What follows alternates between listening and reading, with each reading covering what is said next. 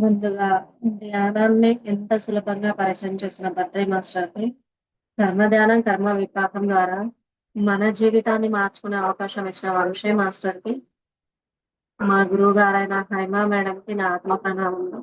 జీవాత్మ ప్రపంచ నియమాలు ఈ పుస్తకం చదువుమని నన్ను ప్రోత్సహించిన ప్రతి ఒక్క ఆత్మ బంధువుకి, వింటున్న ఒక ఆత్మ బంధువుకి, ప్రతి ఆత్మ బంధువుకి నా ఆత్మ ప్రణామములు, కృతజ్ఞతలు. జీవాత్మ ప్రపంచ నియమాలు గత కొన్ని వారాలుగా చెప్పుకుంటున్నాం గదా! ఒక తల్లికి ఇద్దరు కుమారులే ఉంటారు. ఇద్దరు కుమారులు ఒకేసారి యాక్సిడెంట్‌లో చనిపోవడం ద్వారా ఆ తల్లి ఆ బాధతో భూమి మీద సంతోషంగా జీవించలేదని చెప్పి విస్పీరతు ఉన్నత ఆత్మలు, సదా ఆత్మలతోని అనుమతి తీసుకొని ఆ తల్లికి ప్రతిరోజు ఒక సందేశాన్ని అందిస్తూ ఉంటారు వాళ్ళు.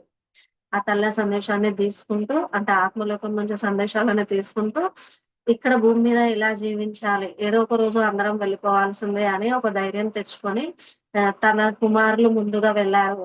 అక్కడ నాకు అన్ని సౌకర్యాలు కల్పించడానికి అని తనకి తను ధైర్యం తెచ్చుకొని ఇంకా తాను పొందిన ఆనందాన్ని, ఆ సంతోషాన్ని 10 మందికి పంచుకుంటూ ఈ పుస్తకం రాసింది ఆ తల్లి. ఈ పుస్తకంలో మనం ఎలా జీవిస్తే ఏ ఆవరణకి వెళ్తాం, ఎంత ముందుకెళ్తాం. మనం భూమి మీదకి వచ్చినప్పుడు కొన్ని తీసుకొనొస్తాం గదా! రోగాలని, భోగాలని, కొన్ని పాపాలని, కొన్ని పుణ్యాలని అన్ని ఆపాదించుకొనొస్తాము. కొంతమంది చాలా డేరింగ్ సోల్స్ అయితే కొన్ని ఎక్కువ తీసుకొచ్చుకుంటారు. సరే ఏది ఏమైనా మన ఆత్మ తెచ్చుకున్న వాటిని కంప్లీట్ చేసుకోవాలి. ఇంకా ఆగామి కర్మలు చేయకుండా ఉండాలి. మన ఆత్మ ఉన్న స్థితి నుండి ఉన్నత స్థితికి రావాలి. అది మన లక్ష్యం. ఏ ఆత్మ అయినా అంతే.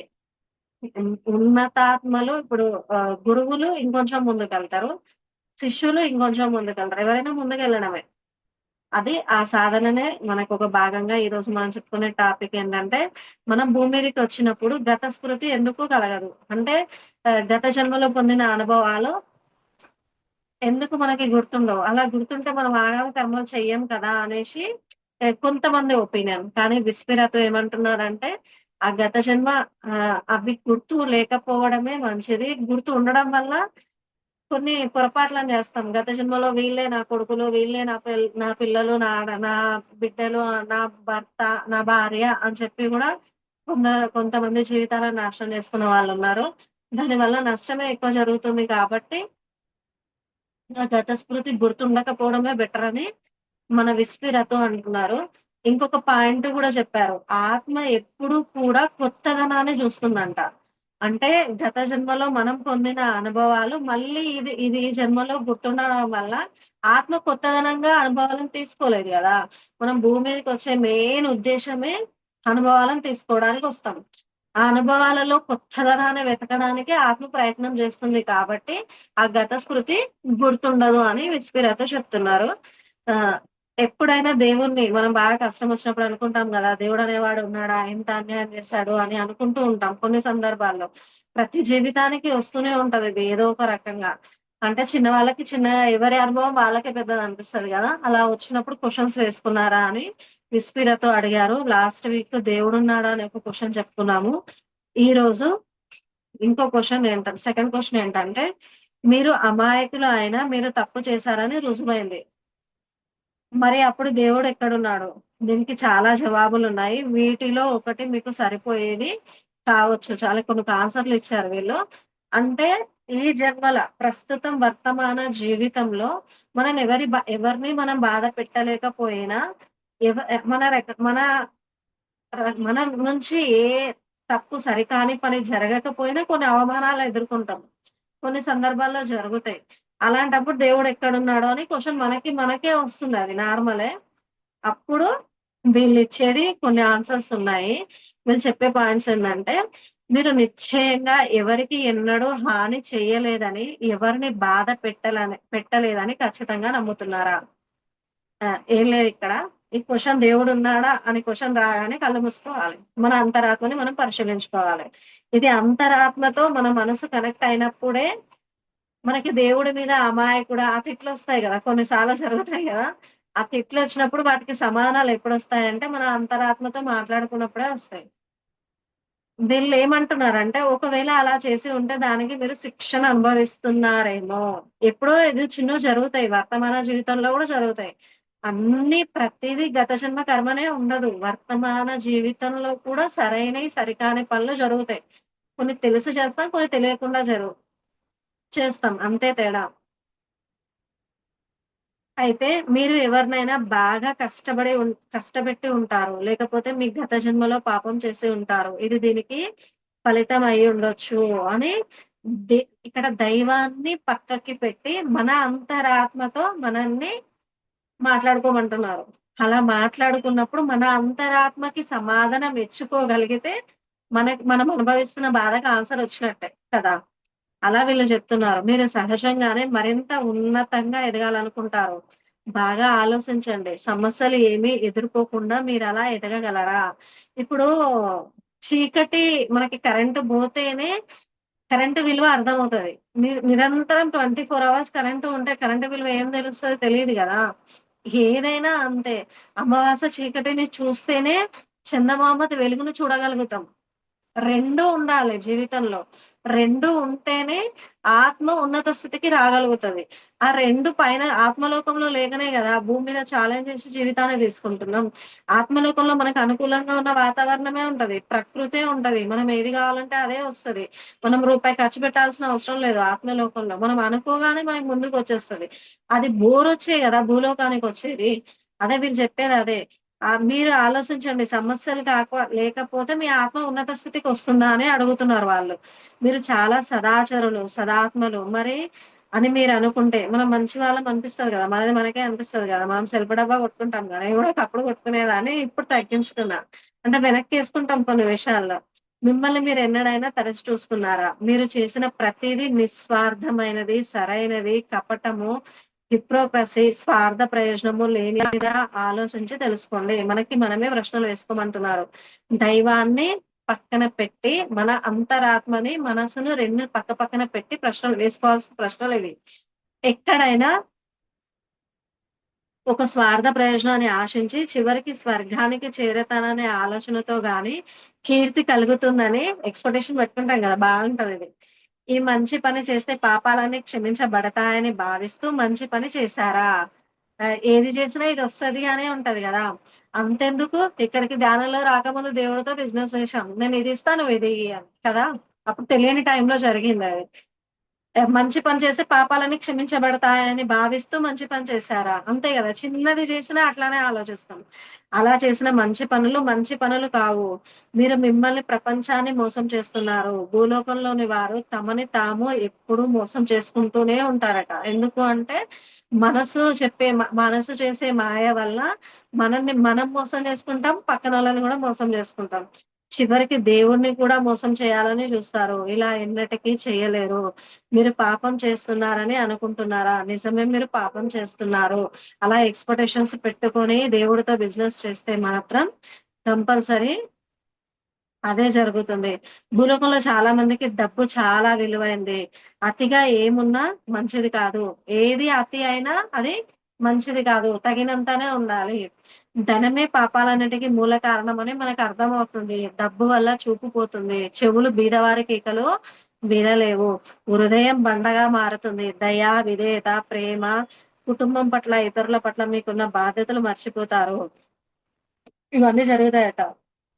ఇక్కడ శ్రీకాకుళంలో ఆహ్, నింబ నింబ అనే ఒక దుర్గామాత పేరట అది. 1000 నామాలలో ఆ నింబ అనేది 1000 నామాల్లో దుర్గామాత పేరంట. ఆ అమ్మవారి ఆ పేరుతోనే మన శ్రీకాకుళంలో ఒక అమ్మవారు వెలిసింది. అక్కడ వెలవడం ఎట్లా వెలిసిందంటే ఈ స్టోరీ బావుంది. వెలవడం ఎట్లా తెలిసిందంటే, ఒక పడవలో గుమ్మడికాయలు పెట్టుకొని వెళ్తూ ఉంటారట. అంటే ఎగుమతి, దిగుమతి అంటాం గదా! ఒక ప్రదేశం నుండి ఇంకో ప్రదేశానికి తీసుకురావడం.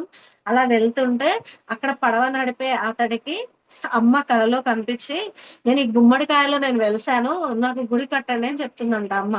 అంటే మన కోసమే. వాళ్ళకి గుడి కట్టి వాళ్ళదేమీ జరగదు. మన కోసమే ఇవన్నీ చేసేది. అమ్మ చెప్తుందంట. ఇంకా ఆయన ఆ గుమ్మడికాయని తీసేయగానే అమ్మవారు అందులో కనిపిస్తుందంట. అది జరుగుతుంది. ఇంకొక రాజుకేమో నా గుడి చాలా మంచిగా కట్టు. నేను ఈ ఊరికి గ్రామ దేవతగా ఉంటాను. కలలోనే చెప్తుంది అమ్మ. గ్రామ దేవతగా ఉంటా అంటే ఆ రాజ్యం అప్పుడు శ్రీకాకుళం ఆ సంవత్సరంలో అప్పుడు ఉన్న ఆ రాజ్య ఆ ఉన్నతాధికారికి చెప్తున్నాడు అమ్మ కలలోకొచ్చి. నేనిక్కడ గ్రామ దేవతను ఉంటాను. ఈ గ్రామంలో వచ్చే సమస్యలన్నిటిని నేను పరిష్కరిస్తాను. మీకు అండగా ఉంటాను. నాకు గుడి కట్టండి అని చెప్తుందంట అమ్మ. అలా కడతారు. ఇంకొకతనికి అది అడవి ప్రాంతమంట. అప్పుడు కట్టే ముందు అడవి ప్రాంతము. ఆ అడవి ప్రాంతంలో ఒక అతడు ముసలాయన గాజులు అమ్ముకునేవాడుంటే, అమ్మ అక్కడ ఉన్నట్టు నిదర్శనం చూపించాలి గదా! గుమ్మడికాయలో విగ్రహం చూపిచ్చింది. మళ్ళీ ఇంకా ఒక మనుషులకి చూపించాలి. చూపిస్తేనే గదా మనుషులు మనం నమ్మేది. ఇంకా ఆయన గాజులు అమ్ముకుంటూ ఆ ఏరియాలో తిరుగుతున్నప్పుడు 2 చేతులు ఒక కిటికీలోకంచి కనిపిస్తాయంట. నాకు గాజులు వెయ్యి అని. చాలా అద్భుతంగా ఉంటదంట స్వరం. ఆయన ఎంత అద్భుతమైన మనిషో అనిపించింది నాకు. ఆ ముసలాయనకి 2 చేతులు ఇయ్యగానే ఆయన సరే అమ్మా అని చెప్పి ఆయనకు అర్థమైపోయింది. ఆ వెలుగుని, ఆ చేతులని అందమైన చేతులని చూసేసరికి, ఆ స్వరాన్ని వినేసరికి వచ్చిందే అమ్మే అని అర్థమైంది. చేతులొక్కటే కనిపించాయట. 2 చేతులకి గాజులేసిన తర్వాత వీటికి డబ్బులు ఇక్కడున్న ఈ అధికారి అని ఆ అధికారి పేరు చెప్తుందంట అమ్మ. ఇంకా అధికారికి దగ్గరికెళ్ళి ఇట్లా అమ్మ ఇట్లా ఇక్కడ ఉంది. ఇక్కడ వెలిసింది అని ఆహ్, చెప్తారట. ఇంకా ఆమె దుర్గామాతనే సరే మన గ్రామ దేవతగా వెలిసినట్టుంది. మనం గుడి కట్టుకుందామని ఊరి ప్రజలు నిర్ణయించుకొని గుడి కడతారట. ఇప్పటికి ఆ గుడి ఉందట. నింబా షీనమ్మ. అక్కడ మిరాకిల్స్ చాలా జరిగాయి. అయితే ఇక్కడ అంటారు గదా! మనల్ని మనం దేవుడిని మోసం జేస్తున్నాం. మనల్ని మనం మోసం జేసుకుంటున్నాం. ఇక్కడ జరిగిందేందంటే ఒకసారి అమ్మ గేదెలు ఆ ఊర్లో ప్రజలు గేదెలు తప్పిపోయాయని గేదెలు అన్ని ప్రతి పల్లెటూరులో గేదెలుంటాయి గదా! తప్పిపోయాయని ప్రజలు బాగా వెతుకుతారంట. కానీ గేదెలు కనిపించవు. అవెక్కడికెళ్ళాయో అని వీళ్ళు బాధతోని రైతులు బాధతోని పడుకుంటారట అమ్మని తలుచుకొని. "అమ్మ దుర్గామాత నువ్వు ఈ ఊర్లోనే ఉన్నావని చెప్పావు గదా! మరి నీ గుడి కట్టించుకున్నావు కదా! మాకు ఈ గేదెలెక్కడున్నాయో చూపించు" అంటే అమ్మ డ్రీమ్‌లో అది కలలోకొచ్చి చెప్పిందట పలానా దగ్గర ఉంటాయని. అక్కడ నిజంగానే గడ్డి మేస్తూ కనిపించాయట గేదెలు. అది ఇంకా అమ్మ అక్కడ ఉంది అనేది నిదర్శనం చూపిచ్చింది. ఇంకోసారి ఆ శ్రీకాకుళం ఆ ఊరికి కలరా అప్పుడు ఉంటాయి గదా! మందులు లేవు గదా! కలరా వ్యాధికి గాని, మచూచి వ్యాధులకి కానీ మందులు లేవు గదా! ఆ వ్యాధి సోకినప్పుడు గూడా అమ్మ డ్రీమ్‌లో కనిపించి ఇది చేయండి ఈ వ్యాధి పోతుందని చెప్పిందంట. అయితే కొంతమందికి ఇప్పుడు పాజిటివ్ ఉన్న వాళ్ళకి పాజిటివ్‌గానే చూపిస్తుందమ్మ. అయితే నిజంగా అమ్మ ఉందా అని ఒక దొంగ ఏం చేశాడట అంటే నిజంగా అమ్ముందా అని ప్రూవ్ చేయడానికి అమ్మవారి గర్భగుడిలోకి అమ్మవారి మీద ఉన్న సొమ్ములు తీసుకోవాలని వస్తాడట. ఇంకా అమ్మ కోపంగా చూసి అక్కడ ఆహ్, ఆహ్, ఆహ్, ఆ వచ్చినతన్ని రక్తం కక్కే విధంగా చేసి ఇట్లా త్రిశూలంతోని పైకేస్తుంటాడంట. వెనక అక్కడ ఫ్యాన్ దగ్గర అతుక్కుంటాడంట ఆయన. తెల్లారి ప్రజలు నైట్ జరుగుతదది. దొంగ నైటే వస్తారు గదా! నైట్ జరుగుతది. ఇక్కడ మనని మోసం జేసుకోవడం, దైవాన్ని మోసం జేయడం అనే పాయింట్‌కి ఈ స్టోరీ అనిపిచ్చింది నాకు.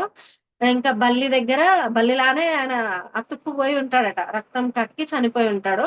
ఊరి ప్రజలు జూసి అమ్మ ఇంత అంటే అనిపిస్తది గదా! అమ్మవారు ఇంత ఉందా అని.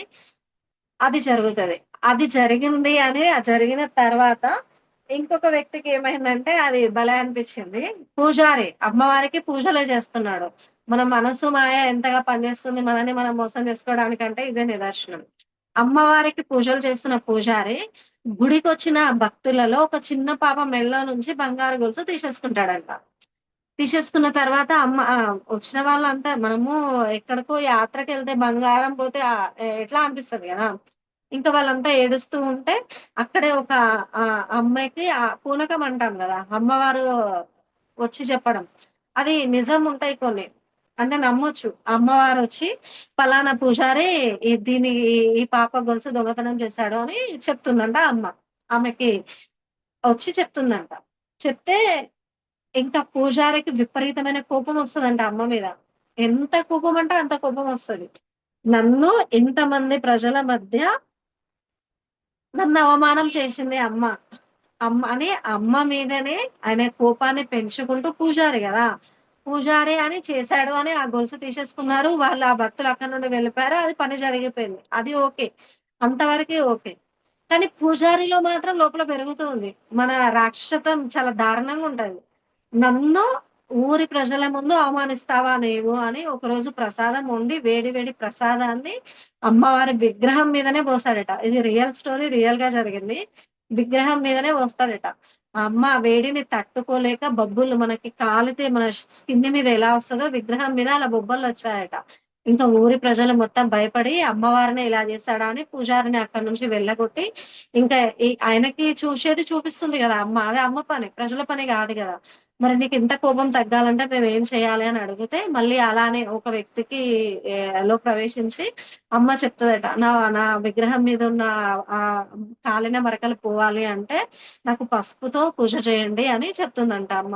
పసుపుతో పూజ చేస్తే ఇంకా అది పోతది. అందుకే మనము ఎక్కడ ఏ ప్రదేశాన్ని గూడా వంశీ సార్ చెప్పేది ఒక్కటే. అక్కడ స్టోరీ లేనిదే అమ్మ ఉండదు. కానీ మనమెళ్లి అక్కడ ధ్యానం చేయడం వల్ల అక్కడ కనెక్ట్ అవుతాం. మన ఆత్మ గూడా ఏ దుష్కర్మ చేసినా అక్కడ చూపించబడతది అంటే, ఇగో ఇవ్వే. ఏ పూజారి చేసిన పని, ఈ దొంగవాడు చేసిన పని అంతే గదా! ఆహ్, అంటే అమ్మ వాళ్ళకి ఇచ్చేది ఇస్తది.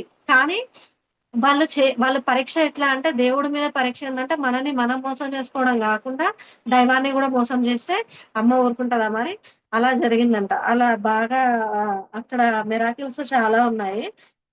ఈ గేదెలు ఇది అనేది చాలా ఉన్నాయి. ఆ ఊరి శ్రీకాకుళం ఎప్పుడైనా వెళ్తే నాకైతే ఇవన్నీ జూస్తే మాత్రం శ్రీకాకుళం వెళ్తే ఆ గుడిని గూడా చూడాలనిపించింది. నింబ శ్రీనమ్మ అంటే పేరు అని ఉందట. చాలా మిరాకిల్స్ ఉన్నాయక్కడ. ఇది నాకు ఇక్కడ దైవాన్ని మోసం చేయాలని ఎట్లా ప్రయత్నిస్తే ఎలా చూపించింది అమ్మ అనేది అర్థమైందిక్కడ. ఇంకా ఎవరైనా తప్పుగా అనుకున్నారా? అంటే మనం ఏదైనా పని చేసినప్పుడు, మాట్లాడినప్పుడు ఎవరైనా తప్పుగా అనుకున్నారా? ఎవరినైనా తప్పుదారి పట్టించారా? అందువల్లే ఇలా జరిగిందా? అంటే మనకిలా సమస్యలొచ్చాయా? అనేది మనం పరిశీలించుకోమని జెప్తున్నారు. బాగా పేరు ప్రఖ్యాతులు తెచ్చుకోవాలనుకున్నారా ఎప్పుడైనా? మనకనిపిస్తుంది గదా! మనల్ని అందరూ మంచి వాళ్ళనుకోవాలి. మనన్నే అనుకోవాలి. మనన్నే మెచ్చుకోవాలి. అలాంటివుంటాయి ఆశలు. కోరికతో, ఆశతో ఎవరికైనా హాని చేశారా? ఎవరినైనా తప్పుదారి పట్టించారా? మన అంతరాత్మకే తెలుస్తుంది. అమ్మవారికి మీద విగ్రహం మీదనే వేడి ప్రసాదం పోసాడట. ఆయన పూజారి అయ్యుండి కదా! ఇంకొకాయన్నేమో ఆమె సొమ్ములు అమ్మ సొమ్ములే తీసుకోవాలనుకున్నాడట. మన పనులవి మన మనస్సు మాయ చేసే పనులు అంటే అక్కడి నుండే మనం గూడా వచ్చాం గానీ చెప్పలేం. మనం గూడా చేసి ఉండొచ్చు. నేను గూడా చేసి ఉండొచ్చు. అందుకే ఈ స్టోరీ నా దాకొచ్చిందేమో కానీ కనెక్ట్ అయింది బాగా. మంచిగనిపించింది. మీ స్వార్థ ప్రయోజనాల కోసం ప్రత్యక్షంగా కానీ, పరోక్షంగా కానీ ఎవరినైనా బాధించారా? చెడ్డ వ్యక్తిని ప్రోత్సహించారా? ఇక్కడ స్వార్థ ప్రయోజనాల కోసం ప్రత్యక్షంగా కానీ, పరోక్షంగా కానీ ఎవరినైనా బాధించారా? ఒకసారి విష్ణుమూర్తి, లక్ష్మీదేవి అక్కడ బోర్ కొడుతుందని విహారయాత్రకని భూలోకానికొస్తారట. స్వామివారే అమ్మని తీసుకొని ఇద్దరం ఒకసారి పోయేసొద్దాం అని చెప్పి మనం గూడా పోతుంటాం గదా! అలా. వాళ్ళు భూమి మీదకి వస్తారట. అయితే భూమి మీద ఒక భక్తురాలు విష్ణుమూర్తి కోసం తపస్సు చేస్తుందని ఆమెని కలిసేసొస్తా అని లక్ష్మీదేవిని ఒక చెరకు తోటలో ప్రకృతి మధ్యలో సార్ అంటాడు గదా! ప్రకృతి మధ్యలో ఉంటే మనని మనం మర్చిపోతామని. అలా ఇలా కాసేపు ఉండు. ఒక్కదానివే ఉన్నావు. ఇక్కడే ఉండు ప్రకృతి మధ్యలో. ఈ చెట్ల మధ్య ఇది ఆస్వాదిస్తూ ఉండు లక్ష్మీదేవి అని నారాయణమూర్తి చెప్పి అక్కడి నుండి వెళ్ళిపోతాడట. ఇంకో భక్తురాలిని కలవడానికి స్వామివారు వెళ్ళిపోతారు. అమ్మ ప్రకృతిని చూస్తూ చూస్తూ లక్ష్మీదేవి సాక్షాత్ లక్ష్మీదేవి భూమి మీదకి విహారయాత్రకొస్తుంది ఒకరోజు. వచ్చినప్పుడు జరిగిన సంఘటన. ప్రకృతిని చూస్తూ చూస్తూ అమ్మకి ఒక చెరుకు చెట్టు మీద చెరుకు గడ్డని తీసి కొరకాలనిపిస్తదంట. ఆ అంటే తియ్యదనం ఆస్వాదించాలని. ఆస్వాదించమని చెప్పింది నారాయణమూర్తే అక్కడ. విష్ణుమూర్తే చెప్పాడు. సరే అని ఆ చెరుకు గడ్డని చెట్టు మీదకి తెప్పుకొని ఆ అమ్మ ఇట్లా కొరుకుతదంట. వెంటనే వెనక నుంచి నారాయణమూర్తి వచ్చి ఇంక కోపంగా ఆ యజమానికి చెప్పకుండా "నువ్వు ఆ చెరుకుని తింటావా? కర్మ సిద్ధాంతం అనేది దేవతలకైనా సమానంగా ఉంటది" అని ఆ ఒక్క చిన్న పనికి ఎంత చిన్న పని గదా! అమ్మిచ్చిందే గదా! చెరుకు గూడా. ఆ చిన్న ఆ పొరపాటుకి అమ్మని 12 సంవత్సరాలు ఒక సాధారణ వ్యక్తి దాసిగా, ఒక పని మనిషిగా ఆ యజమాని కింద పెట్టి వెళ్ళిపోతాడంట విష్ణుమూర్తి. అంటే వాళ్ళు ఉన్నత సదాత్మలు గదా! మన ఆత్మ ఉన్నత స్థితికొచ్చిన తర్వాత మనకి శిక్షణ ఎంత భారీగా ఉంటది అంటే నిదర్శనం అది. స్వార్థ ప్రయోజనాల కోసం ప్రత్యక్షంగా గాని ఎవరైనా బాధించారా? అంటే అమ్మ స్వార్థం కోసం దాన్ని తినాలనుకుంది గదా! తన కోసం తినాలనుకుంది గదా! ఆమె ఆయనకు చెప్పకుండా, ఆయన అనుమతి తీసుకోకుండా అని చెప్పి నారాయణమూర్తి దేవతలకైనా, మనుషులకైనా కర్మ సిద్ధాంతం ఒక్కటే. నువ్వు 12 సంవత్సరాలు ఆయన దగ్గర ఎంత చిన్న పనే అనిపిచ్చింది గదా! కానీ మరి ఉన్నత ఆత్మ గదా! లక్ష్మీ దేవత గదా!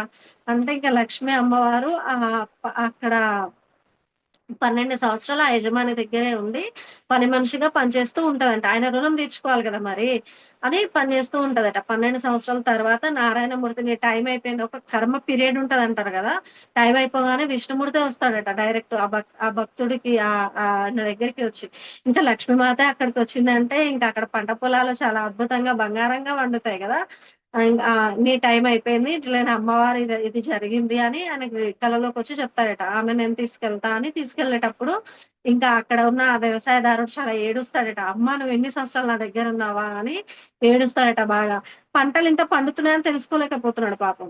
అందుకే ఎప్పుడు కూడా స్వార్థ ఒకసారి హరహర మహాదేవలో గూడా చూపిస్తారు.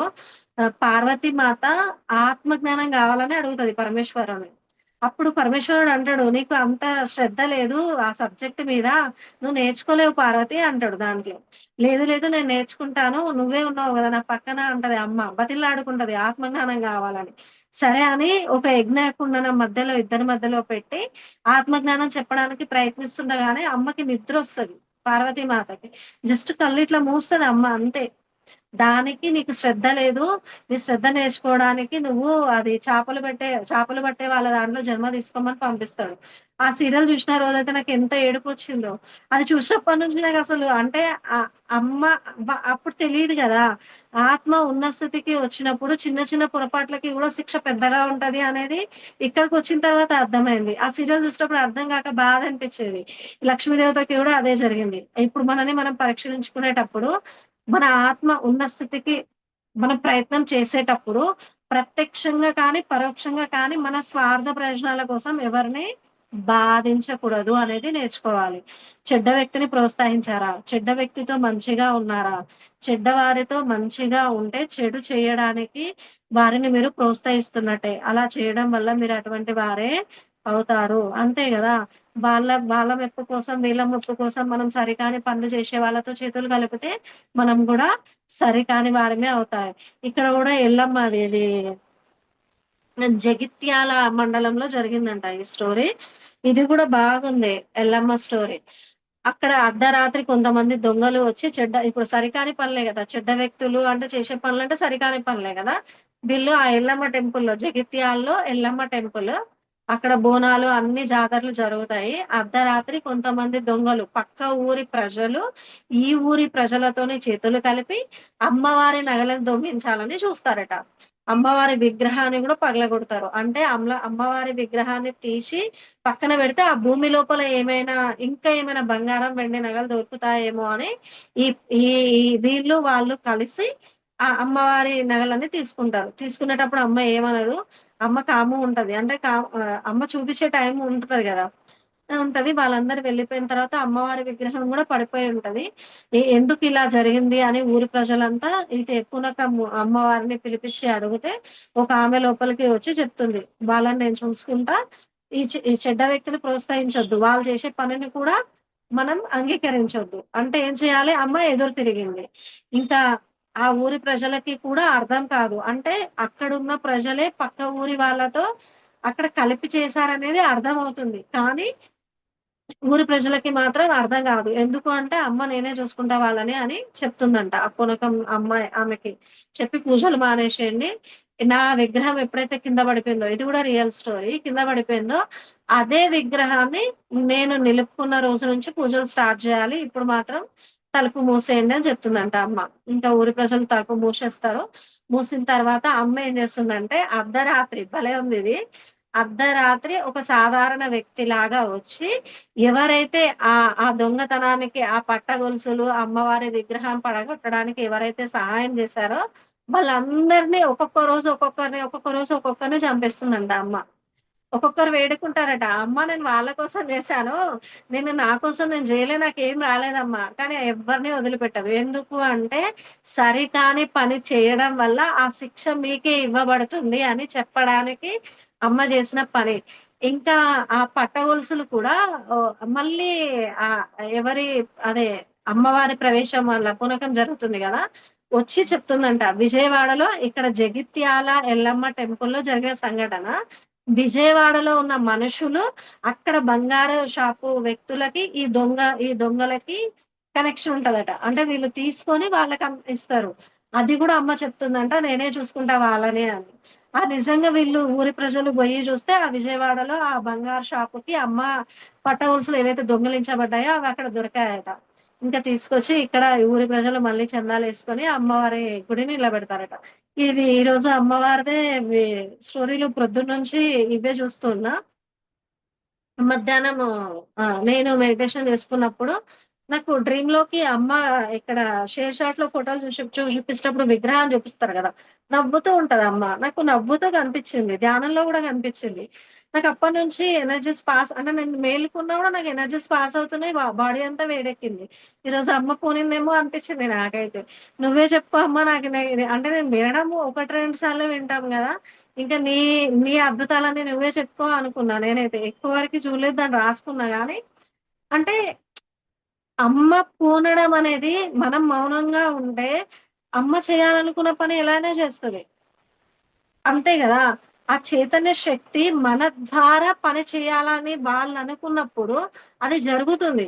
కానీ ఇక్కడ అమ్మేమనుకుంది, ఈ దొంగతనం చేసిన వాళ్ళకి బుద్ధి చెప్పాలని తన చైతన్యమే అనుకుంది గాబట్టి, అమ్మ చైతన్యమే చేసింది. నైట్ చాలా మంది చూసారంట అమ్మని ఆ ఊరి ప్రజలు గూడా. ఇప్పటికి ఆ టెంపుల్ ఉందంట. మనం వెళ్తే ఎప్పుడైనా చూద్దాం. చాలా అనిపిస్తుంది గదా! అమ్మనే చూసుకుంది. అమ్మనే చేసింది. చేస్తా అని కూడా చెప్పి చేసింది. మనకే అప్పగించేదుంటే ఎవరికైనా ఊరు ప్రజలకి పలానా అని అడ్రెస్ చెప్పి వదిలేసేది. కానీ అమ్మ ప్రజల మీద నమ్మకం పెట్టుకోలే. పాపం మా అమ్మకి నమ్మకం లేనట్టుంది ఆ ఎల్లమ్మ తల్లికి. అందుకని తనే జేసింది. చాలా మంది జూసారట. ఒక్కొక్కరు అర్ధరాత్రి 1 గంట, 2 గంటలకి కనిపిచ్చేదట సాధారణ స్త్రీగా. కానీ ఎదుటి వాళ్ళు మాత్రం రక్తం మొత్తం ఉండి వాళ్ళు చనిపోయేవాళ్ళట. ఆన్ స్పాట్ అంటే అమ్మనే వస్తుంది అర్ధరాత్రి అనేది వాళ్ళకి తెలిసిపోతది గదా! ఆ శక్తి రావడం అంటే. ఇంక దాంతోనే వాళ్ళు చనిపోయారట చాలా మంది. ఎంతమంది సహాయం జేశారో వాళ్ళు, ఎంతమంది దొంగతనం జేశారో వీళ్ళు, ఆ బంగారం షాప్ వాళ్ళు కూడా ఈ ఈ పనికి ఎవరైతే జేశారో అందరిని చంపేసిందంట. అందుకనే చెడ్డ వ్యక్తిని ఎప్పుడు కూడా సరికాని పని చేసే వాళ్ళని ప్రోత్సహించొద్దు. ప్రోత్సహిస్తే మనం కూడా ఆ లిస్ట్‌లో చేరుకుంటాం. సర్వశక్తిమంతుడైన భగవంతుడు ఎన్నడూ అన్యాయంగా ఉండడని గుర్తించారా? మనకి ఆలోచన రావాలి. అంతరాత్మ నుంచి రావాలి. దేవుడు ఎవరికీ అన్యాయం చేయడు. మీరు నిజంగా అమాయకులైతే మీకు రుజువు ఉన్నా లేకపోయినా మీరు అమాయకులని రుజువు చేస్తాడు. అయితే మీరు దైవ నిర్దేశిత సన్మార్గంలో ఉండాలి. వీలైనంత మౌనంలో ఉండాలి. ఎవ్వరితో వాదనలు పెట్టుకోవద్దు. మన శత్రువులకైనా కూడా సహాయం చేసే దాంట్లోనే ఉండాలి. ఆ శత్రువులకి చేసే సహాయంలో కూడా ఇది దైవ నిర్ణయము, నా పని కాదు అనే ఉద్దేశ్యంతోనే చేయాలి. మనం జేసిన పాపాలు కరిగిపోతాయని చేస్తే దానికి కూడా ఫలితం ఇవ్వబడతది. ఇది వెంటనే జరగకపోవచ్చు. నెలలు పట్టొచ్చు, సంవత్సరాలు పట్టొచ్చు, దశాబ్దాలు పట్టవచ్చు. ఆయన రుజువు జేస్తాడు. మనల్ని ఆయన రుజువు చేశాడు గాబట్టే ఇక్కడున్నాం మనమనేది మనం అర్థం చేసుకుందాం. మిమ్మల్ని మీరు తరచు చూసుకోండి. ప్రశ్నించుకోండి. వీటిలో ఒక్కటి మీకు ఖచ్చితంగా సరిపోతుందని మా నమ్మకం. ఇన్ని పాయింట్స్‌లలో మనకు అన్ని దాదాపు జరిపోయినాయి. నా జీవితానికైతే సరిపోయినాయి. అన్ని పాయింట్స్ సరిపోయినాయి. మనకు ఒక్కొక్కసారి అసలు నేను మంచిదానని కాదు వెనక క్వెషన్ ఏసుకున్నప్పుడు దానికి ఆన్సర్ దొరికిపోతది. గతంలో కర్మలు చూసుకునేయి గావచ్చు, వర్తమాన జీవితంలో కొన్ని పొరపాట్లు గూడా జరగొచ్చు. తెలిసి చేసినా, తెలియక చేసినా సరికాని పనే. దానికి ఫలితాన్ని అనుభవించాల్సింది మనమే కాబట్టి అది సరిపోతాయి. మీరు కష్టపడుతున్నప్పుడు కానీ, సమస్య వచ్చినప్పుడు కానీ, ఇవే ప్రశ్నలు వేసుకోవాలి. దైవాన్ని మీద నిందలు వేయకుండా, దైవాన్ని అవమానించకుండా, మనకి మనం వేసుకోవాల్సిన ప్రశ్నలివి. ఇప్పుడు చెప్పే విషయం మీరు అర్థం చేసుకోవాలని కోరుతున్నాం. విస్ఫిరతో అంటున్నారు. మీరు భూలోకంలో ఉన్నారు. మీ ఆత్మకి అనుభవం సంపాదించి పెట్టే శిక్షణ సంస్థ భూలోకం. అక్కడ మనం థియరీ నేర్చుకుంటాం. ఇక్కడ ప్రాక్టికల్ చేస్తాం. కదా! ఉన్నత ఆవరణలకి, శాశ్వత ఆనందానికి మీరు వేసే మొదటి అడుగు ఇది. మీ కర్మను సులువుగా చెల్లించుకోవడానికి, మంచి పనులు చేయడానికి, నిస్వార్థంగా ఇతరులకి సహాయం చేయడానికి, మీ ప్రియమైన వారికి సహాయం చేయడానికి మీకున్న అవకాశం. అయితే మరి మీరేం కావాలనుకుంటున్నారో, ఏది కావాలో మనకి మనమే ఆలోచించుకోవాలి. ఒడిదుడుగులు లేకుండా ఉండడమా? ముల్లు లేని గులాబీ పరపా? దుష్ట ప్రపంచం నుంచి మీరేం ఆశిస్తున్నారు? మంచితనం పొంగి పొరలాలనా? మీ సమస్యలను మీరు ధైర్యంగా చిరునవ్వుతో ఎదుర్కోవాలనా? చెడుని ఎదురించాలి. సరికాని పనులని, సరికాని వ్యక్తులను ఎప్పుడు కూడా ఎదురించాలి. ఆత్మని పవిత్రీకరించుకోవాలి. ఇందుకోసమే ఇప్పుడు మీరు భూలోకంలో ఉన్నారు. మన ఆత్మ ఉన్న స్థితి నుండి ఉన్నత స్థితికి రావడానికి మనం భూలోకం వచ్చాం. ఎల్లవేళలా దీన్ని గుర్తుంచుకొని ధైర్య సాహసాలతో, వివేకంతో ఉండండి. ఈరోజు మీరు దేవుడు అన్యాయం చేశాడని అనుకోవచ్చు. మనకు బాధ అనిపించినప్పుడు అనుకుంటాం గదా! కానీ సర్వశక్తిమంతుడైన భగవంతుడు పూర్తిగా సరైన పనే చేశాడని ఒకనాడు మీరు గుర్తిస్తారు. మనం ఇక్కడికి రావడమే అర్థమైంది పాయింట్. ఇదే మీకు మీ ప్రియతములకి అద్భుతం. దీనిలో పొరపాటేమీ లేదు. ఒకప్పుడు నేను గూడా అనుకునేదాన్ని దేవుడు ఇంత చేశాడు అని. కానీ సద్గురు మూమెంట్స్‌లో పెట్టిన తర్వాత, ఇక్కడ చేసే పనులు చూసిన తర్వాత, అప్పుడు నాకు ఆయన కరుణ, కృప ఉంది గాబట్టి నేనిక్కడున్నా అనేది నాకర్థమైంది. అయితే మనం సరికాని పనులు చేసేటప్పుడు కొంతమందికి ఉంటాయి. మన చుట్టూ ఉన్న బంధాలన్నీ ఆత్మ ఉన్న స్థితికి రావడానికి తెచ్చుకున్నవే. ఇలా ఉండొద్దు అని నేర్చుకోవడానికి. కొంతమంది మన మీద చూపిచ్చేవాళ్ళు అహంకారంతో నాదే గెలవాలి అనేది చూయించుకుంటారు. కానీ మన ఆత్మాభిమానం ఎలా ఉండాలంటే, మనం మౌనంగా ఉంటూ వాళ్ళు వాళ్ళదే వినాలనుకుంటారు. సరికాని పనులు చేయాలనే అనుకుంటారు. ఇప్పుడు దొంగలకి సహాయం జేశారు గదా! మరి దొంగలు సహాయం చేసిన వాళ్ళకి గూడా శిక్ష తప్పలేదు. దొంగలకి శిక్ష తప్పలేదు.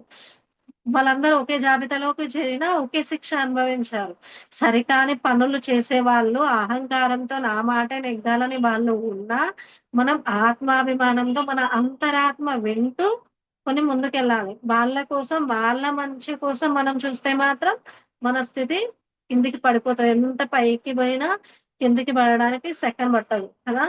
మనము చిన్నప్పుడు అనుకునేవాళ్ళం ఒక మంచి సాధించడానికి సంవత్సరాలు పడతది. ఇక్కడ వీళ్ళు గూడా అదే చెప్తున్నారు గదా! సంవత్సరాలు పడతది. కానీ మనం మన గాలి తీసేయడానికి సెకను పడదది. చెడ్డ పేరు మనిషికి రావాలంటే ఒక సెకను గూడా పడదు. అది ఎవరి ద్వారానన్నా రావచ్చు.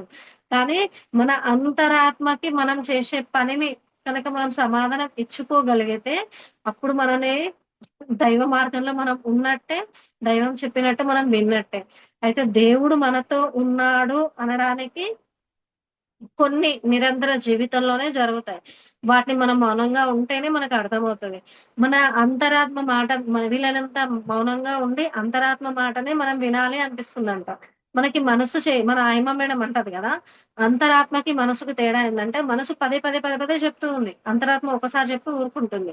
ఆ ఒక్కసారి చెప్పి ఊరుకున్న మాటనే మనం విలువ ఇచ్చి దాన్నే ఆచరించగలిగితే మనం దైవంతో ఉన్నట్టే, దైవం మనతో ఉన్నట్టే. ఎందుకంటే మనకి అంతరాత్మ ఓపెన్ అవుతది కదా! మనకి ఒంటరిగా ఉండాలనిపిస్తుందంట. దైవం మనతో ఉంటే నువ్వు ఒంటరివి కాదు, నీకు నేనున్నా అనే ధైర్యం ఇస్తూ మనం మాత్రం ఒంటరిగానే సారు గూడా ప్రకృతిలో ఉన్న ఆనందాలను చూడమంటారు. మనకున్న సమస్యలను చూడమని, దాని గురించి ఆలోచించమని చెప్పరు సారు. ప్రకృతిలో ఉన్న అందాలని చూస్తూ నిశ్శబ్దంగా ఆకాశంలో గూడా నక్షత్రాలను లెక్కిస్తూ ఉండాలి. అప్పుడు మనకున్న శ్రద్ధ పెరుగుతది. ఆ పని మీద ఫోకస్ పెరుగుతది కదా! అట్లా చేయమంటారు. కానీ అది మన బలహీనత కాదు. ఒంటరిగా ఉండడం అనేది బలహీనత కాదట. ఇదే ధ్యాన మార్గంలో ఉండడం. కళ్ళు తెరిచి ప్రకృతి సౌందర్యాన్ని ఆస్వాదించడం. అదెప్పుడు జరుగుతుంది? దైవం మనతో ఉన్నప్పుడు మాత్రమే జరుగుతుంది. తర్వాత మనము చేసే కర్మ ధ్యానం వల్ల, జ్ఞానసిద్ధి ధ్యానం వల్ల, నైట్ చేసే ధ్యానం వల్ల కూడా అనేక రూపాలలో దైవం రూపంలోనే రావాలని లేదు. అనేక రూపాలలో దైవ దర్శనం జరుగుతూ ఉంది. అక్కడ మన మనసు ప్రశాంతంగా అంటే చాలా వరకి మాయ లేకుండా మనం అక్కడ ఉండగలుగుతాం గాబట్టి, మన మనసుకి తగిన సందేశాలను ఇస్తూ ఉంటారు. ఆ సందేశాలను గనక ఎప్పుడైతే మన నిత్య జీవితంలో ఆచరిస్తామంటే, మనం దైవ మార్గంలో ఉన్నట్టే, మన స్థితిని పెంచుకునే మార్గంలో ఉన్నట్టే. ప్రతి సంఘటనకు ఒక కారణం ఉంటది. ఇది ఎందుకు జరిగింది అనే ప్రశ్నలు వేయకుండా, దీనికి ఏదో కారణం ఉంది అని వెతుక్కోగలగాలి. అది వర్తమాన జీవితం గావచ్చు, వర్తమాన జీవితంలో పొరపాట్లు కావచ్చు. లేదా మనకి తెలియకుండా గత జన్మలో జరిగినయి కూడా కావచ్చు. గత జన్మ చూసుకోవాలంటే టైం పడతది. కానీ వర్తమాన జీవితంలో మనకి మనం సెల్ఫ్ చెకింగ్ చేసుకుంటే జరుగుతుంది గదా!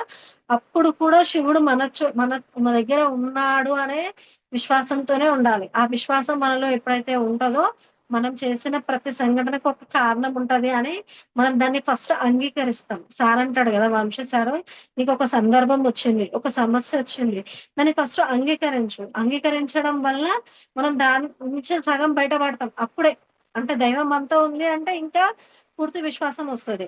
అడ్డంకులన్నీ తొలగిపోతాయట. జీవితంలో ఈ విశ్వాసాన్ని పెంచుకుంటూ మన రోజులు గడుస్తూ ఉంటే మనకొచ్చే అడ్డంకులన్నీ తొలగిపోతాయట. తలుపులు మూసుకున్న చోటే అవకాశాలొస్తాయి. వస్తూనే ఉన్నాయి గదా!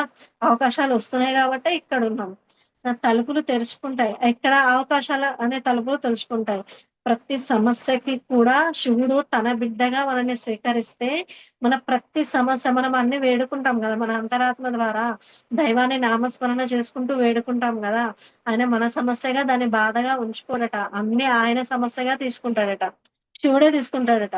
అప్పుడు శివుడు గనక ఎప్పుడైతే మనల్ని బిడ్డగా స్వీకరించాడో, మనలో ఉన్న ఆ నెగెటివ్ అక్కడ ఉంటది. వాళ్ళేం మారరు. మనం ధ్యానంలోకొస్తే చుట్టూ ఏం మారదు. కానీ మన ఆలోచనలు మారతాయి.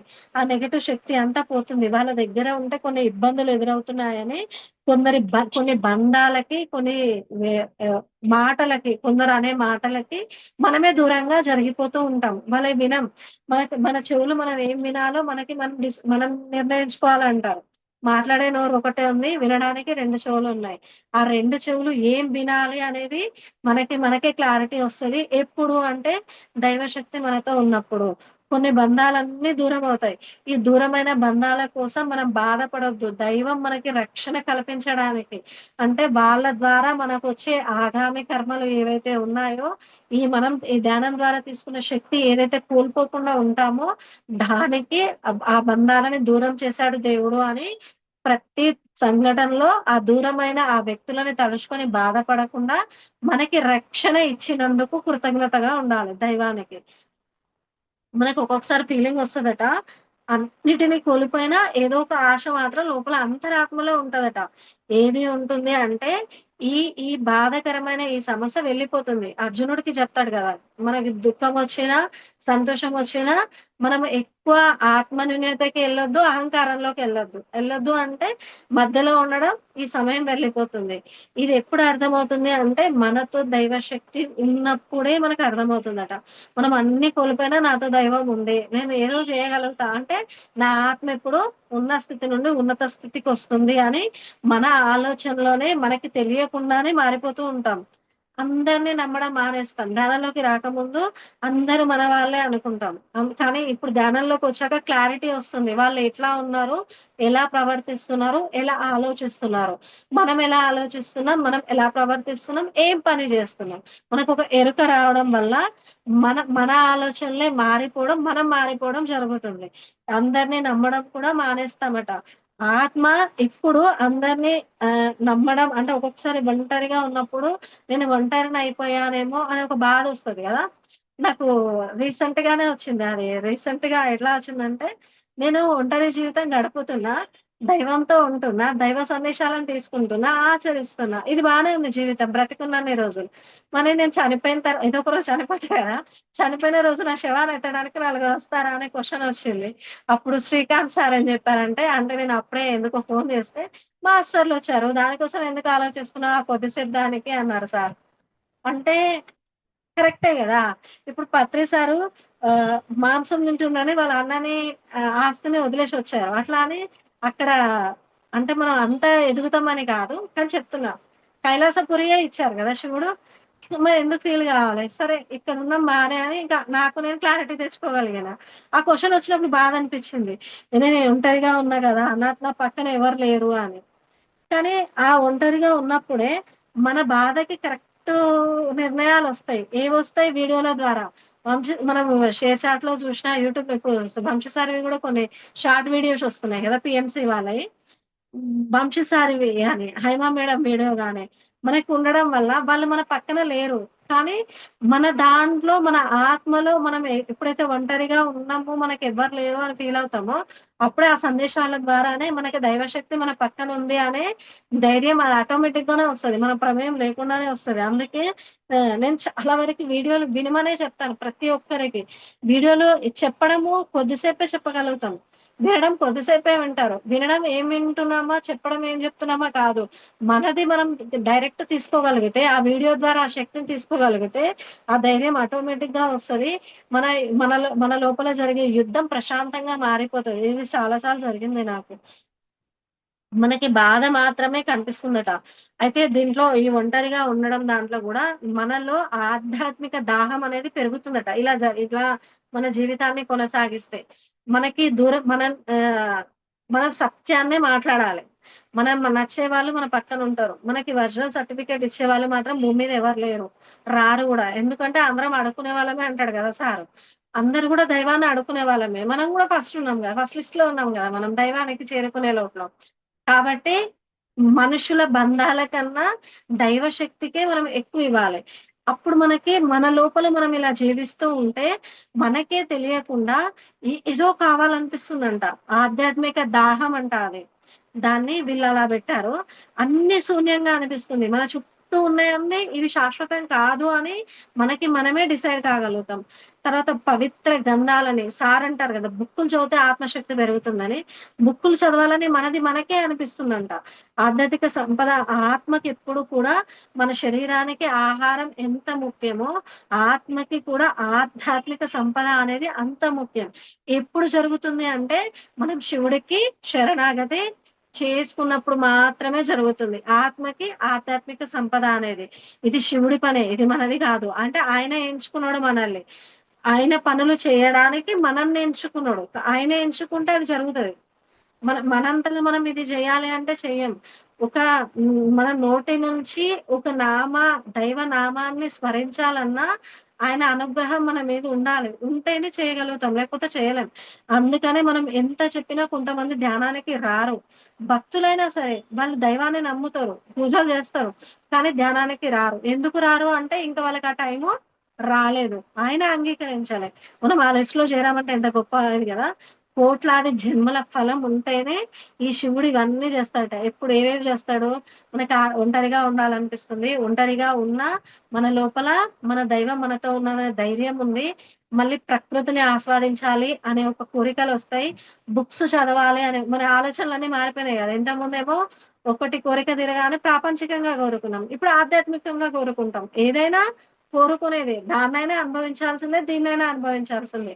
దాన్ని అనుభవిస్తే శాశ్వతం కాదు. బాధతో పైకెళ్తాం. ప్రాపంచిక జీవితంలో అన్నీ ఉన్నా మనకి ఆత్మతృప్తి కలగదు. ఎందుకంటే ఆత్మకి ఆధ్యాత్మిక సంపద గావాలి. ఎప్పుడైతే ఆత్మకి ఆధ్యాత్మిక సంపద ఇవ్వడానికి మనం ప్రయత్నం చేస్తామో, అప్పుడు మన ఆత్మ చాలా సంతోషంగా ఉంటుందట. ఇవన్నీ నాకు శివుడిచ్చిన ప్రసాదమే అని నిరంతరం కళ్ళు మూసినప్పుడు కాదు, కళ్ళు తెరిచినప్పుడు కూడా ఓం నమః శివాయ అనే నామంతో, ఆ నామస్మరణలో ఉంటూ, మన ముందుకు ఎవరొచ్చినా వాళ్ళ లోపల కూడా ఆ శివయ్యనే చూసుకుంటూ, మన శత్రువులైనా సరే, మనల్ని తిట్టుకున్నా సరే పర్లేదు. వాళ్ళకి చేసే బాధ్యత చేస్తూ, ఇది నాకు శివుడిచ్చిన పని అని ముందుకెళ్తూ ఉంటే, ఆయన శరణాగతిలో ఉంటే, ఆయన మనతో ఏం చేయించాలో అదే చేయిస్తాడు. మనకి శత్రువులు ఇట్లాంటప్పుడు కూడా మనకి పరీక్షలు జరుగుతాయి. మంచిగా జరుగుతాయి. పడుకుంటే డ్రీమ్‌లో ఒస్తాయి. పని చేస్తూ ఉంటే పక్కనున్న మనుషులతో ఒస్తాయి. కానీ మనం బాధని మాత్రమే చూస్తామట. ఇన్ని జరిగినా, మన జీవితంలో ఎన్ని మిరాకిల్స్ జరిగినా, మళ్ళీ మనం బాధనే చూస్తామట. కానీ దైవం బాధ చూడదట. భవిష్యత్తు చూస్తదట. అంటే నా నా నా భక్తుడు ఒక ఆకారంగా తయారవుతున్నాడు. బంగారం ముద్దలాగా మిగిలిపోకుండా వాడికొక ఆకారం వస్తుంది. నా పనులు చేసే ఆకారంగా తయారవుతుండు అనేసి ఇంక దైవము ఆ బాధని బలంగా మారుస్తాడట. మనలో ఎప్పుడైతే మనం బాధనే అనుభవిస్తున్నామని మన లోపల మనం అనుకున్నప్పుడు, లేదురా నీ బాధని నేను బలంగా మార్చడానికి పరీక్షలిస్తున్నా అనుకుంటాడంట బాబా. ఆ టైంలో ఆ బాధనే మనకి బలమవుతుందట. బాధ అనేది మనం ఆ మనస్సుతో మన మాయ చేసే వల్ల నేను బాధపడుతున్నా అనేది తాత్కాలికం. కానీ మనలో వచ్చే బలం మాత్రం శాశ్వతమైంది. మనం అంటే దైవం ఇచ్చింది గదా! మరి. ఆశీర్వాదం అనేది దైవం ఇచ్చింది కదా! అది శాశ్వతం. మనం భూమి మీద ఉన్నా, ఆత్మలోకంలో ఉన్నా అది మనతోనే ఉంటుంది. కాబట్టి ఇలా ప్రయత్నం చేసుకుంటూ, వచ్చిన వాటినన్నిటిని పరీక్షలుగా స్వీకరిస్తూ, ఆ పరీక్షల నుంచి మనమేం నేర్చుకోవాలి, నేర్చుకున్న దాన్ని జ్ఞానంగా ఎలా మార్చుకోవాలి అనేది తీసుకుంటూ, మన ఆత్మని ఉన్నత స్థితి నుంచి ఉన్నత స్థితికి తీసుకెళ్దాం. ఇక్కడ దైవాన్ని తిట్టినా ఆయన దగ్గరికి తీస్తాడు. మనం ఆయన బిడ్డలం గాబట్టి. మనల్ని ఎవరు తిట్టినా, మనం ఒకసారి చేసిన వాటికి మన డబ్బా ఖాళీ అయితుంది. ఆ పూర్తి విశ్వాసాన్ని దైవం మీద పెట్టి ఎప్పుడైతే జీవితాన్ని స స్ ఆచరిస్తూ మన సందేశాలని ఆయనిచ్చిన సందేశాలని తీసుకుంటూ ముందుకెళ్తామో, మన ఆత్మ ఉన్నత స్థితికి ఖచ్చితంగా వస్తుంది. ఇది కష్టమే కానీ తప్పదు. ఎందుకంటే ఎన్నో మొదలష్టపు జన్మలు తీసుకొని, అక్కడ పాపాలన్నీ జేసుకొని, ఇప్పుడు గట్టిగా నిర్ణయించుకొని, నేను ఈ పని చెయ్యను. నా చుట్టూ ఎంతమంది ఉన్నా నేను ఈ పని చెయ్యను అని గట్టిగా నిర్ణయించుకొని వచ్చాం గాబట్టే సద్గురు మూమెంట్స్‌లో ఉన్నాం. ఇంకా నిలబడడానికే మనం ప్రయత్నం ఇక్కడ గూడా పరీక్షలు ఎదురవుతాయి. ఇక్కడ గూడా మాటల ద్వారా, చేతల ద్వారా, ఇక్కడ మనుషుల ద్వారా గూడా ఎదురవుతాయి. ఎందుకంటే బాబానే గదా! బాధని బలంగా మార్చడానికి ఆయన్నే చూపిస్తున్నాడు గదా దారి. కాబట్టి మన బాధ బలంగా మారాలంటే ఈ పరీక్షలు తప్పవు. ఇవి తీసుకుంటూ ముందుకెళ్దాం. మన ఆత్మని ఉన్న స్థితి నుండి ఉన్నత స్థితికి తీసుకొనొద్దాం. నెక్స్ట్ టాపిక్‌తోని మళ్ళీ వారం మళ్ళీ కలుసుకుందాం. విన్న ప్రతి ఒక్క ఆత్మ బంధువుకి నాకు సబ్జెక్ట్ పరంగా ఇక్కడ ఎగ్జాంపుల్స్‌తో సహా ఇస్తున్న బాబాకి కృతజ్ఞతలు. వింటున్న ప్రతి ఒక్క ఆత్మ బంధువుకి నా కృతజ్ఞతలు. హైమ మేడంకి ఈ అవకాశం ఇచ్చినందుకు నా కృతజ్ఞతలు. Thank you friends. Thank you.